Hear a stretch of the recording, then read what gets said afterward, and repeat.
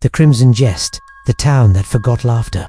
In the autumn of 1978, the small coastal town of Dunhaven, nestled in the fog-shrouded cliffs of northern Scotland, was a place where joy seemed to have withered like the gnarled trees that lined its cobbled streets. Dunhaven was a town of whispers, of half-remembered tales, and of a peculiar silence that clung to the air like damp moss. The townsfolk, weathered by the relentless sea winds, rarely smiled.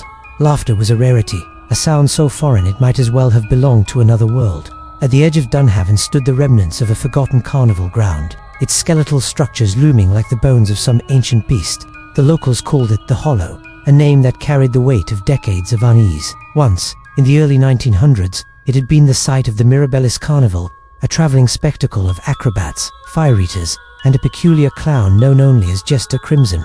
His painted face, with its too wide grin and eyes like twin voids, was the stuff of legend. His signature act involved handing out a single red balloon to the last child who lingered at the carnival's close. The Crimson Jest, they called it a gift, a game, a curse. The carnival had burned to the ground in 1913 under mysterious circumstances. Some said it was an accident, a stray spark from a fire-eater's torch. Others whispered of darker causes, a ritual gone wrong, a debt unpaid. Whatever the truth, the fire claimed the entire troop, leaving nothing but ash and the faint echo of Jester Crimson's laughter.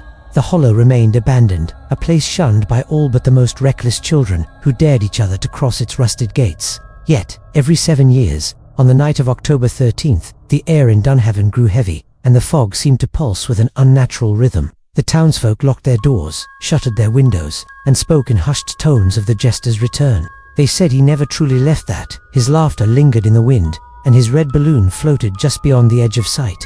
The boy who heard the laughter, Elliot was 16, a lanky boy with eyes too old for his years and a restless curiosity that made him an outcast in Dunhaven. His mother, a weary seamstress, had raised him alone in a crumbling cottage near the cliffs.